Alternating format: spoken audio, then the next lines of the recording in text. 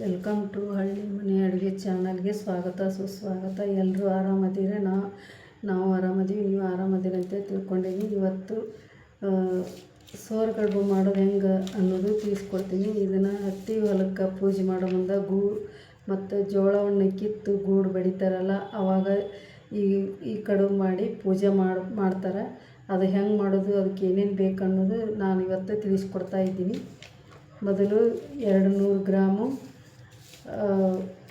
ಗೋಧಿ ಹಿಟ್ಟು, 150 ಗ್ರಾಮು ಬೆಲ್ಲ, 4 ಲವಂಗ, 4 ಏಲಕ್ಕಿ ಕಾಯಿ,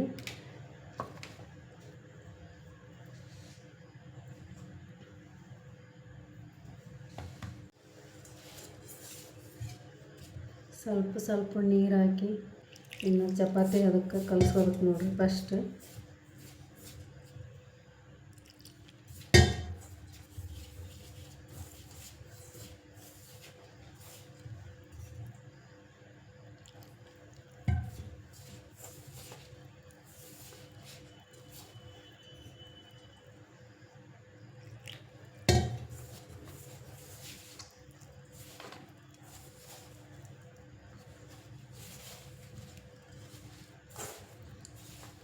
ಫಸ್ಟ್ ಜೈದಾರ್ ಹತ್ತಿ ಹೊಲಕ್ಕೆ ಹಾಕಿರ್ತಾರೆ. ಆನಂತರ ಅದು ದೊಡ್ಡದಾಗಿ ಹತ್ತಿ ಕಾಯಿ ಬಿಟ್ಟು ಒಡೆದ ಮೇಲೆ ಈ ಕಡುಬು ಮಾಡಿ ಹೋಗಿ ಹೊಲಕ್ಕೆ ಪೂಜೆ ಮಾಡ್ತಾರೆ ನೋಡಿ, ಆ ಕಡುಬು ರೀ ಇದು.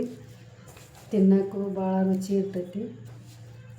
ಸಿಂಪಲ್ಲಾಗಿ, ಎಣ್ಣೆ ಬೇಡ, ಕರಿದು ಬೇಡ, ಹಂಗೆ ಸುಡೋದು ನೋಡ್ರಿ. ಇದು ಸುಡು ಕಡುಬು ಅಂತಾರೆ, ಇದಕ್ಕೆ ಸೋರೆ ಕಡುಬು ಅಂತಂತಾರೆ.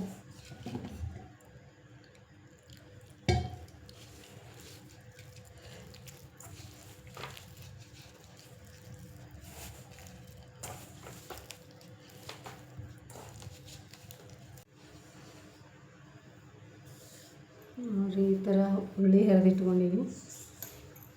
ಸಣ್ಣ ಉಳ್ಳಿ ಮಾಡೀನಿ. ನಂತರ ಇದನ್ನು ಏಲಕ್ಕಿ ಲವಂಗ ಪುಡಿ ಮಾಡ್ತೀನಿ ನೋಡಿರಿ. ಪುಡಿ ಮಾಡಿ ಅದಕ್ಕೆ ಬೆಲ್ಲಕ್ಕೆ ಹಾಕಿ ಕಲಿಸ್ತೀನಿ.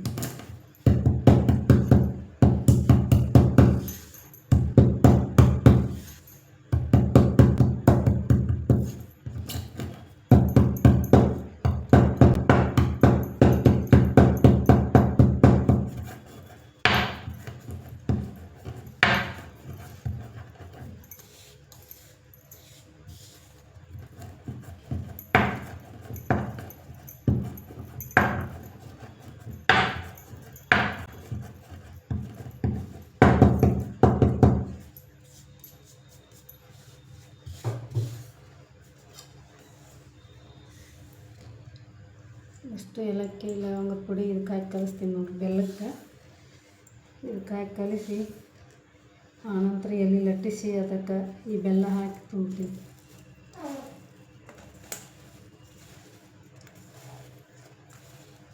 ಇದು ನಮ್ಮ ಉತ್ತರ ಕರ್ನಾಟಕದ ಸುಟ್ಟು ಕಡುಬು ಅಂತ ಹೇಳ್ತಾರೆ.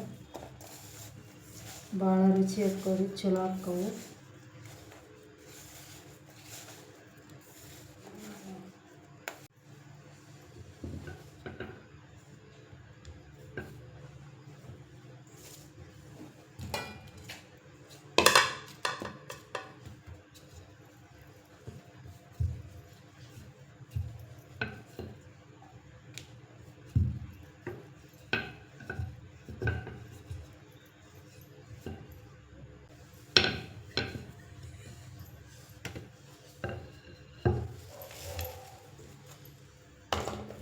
ನೋಡಿರಿ, ಈ ಥರ ಸ್ವಲ್ಪ ಇದ್ರಾಗ ಇಟ್ಟು ತುಂಬಬೇಕು.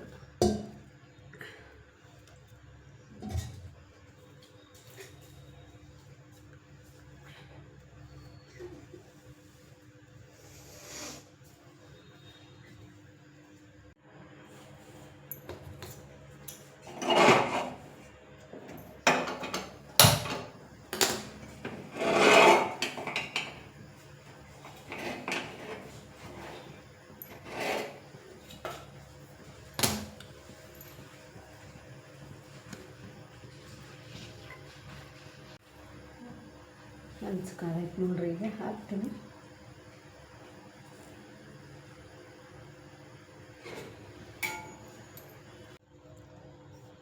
ನೋಡ್ರಿ, ಈ ಥರ ಬಂದ ಉತ್ತರ ಕರ್ನಾಟಕದ ಆ ಹತ್ತಿ ಹೊಲಕ್ಕೆ ನೈವೇದ್ಯ ಹಿಡಿಯುವಂಥವ ಸೋರುಗಡುಬು ಹೆಂಗೆ ಬಂದಾವ ಅನ್ನೋದು ಕಮೆಂಟ್ನ್ಯಾಗ ತಿಳಿಸ್ರಿ. ನಮ್ಮ ವಿಡಿಯೋ ಒಂದು ಶೇರ್ ಮಾಡಿರಿ, ಲೈಕ್ ಕೊಡಿರಿ.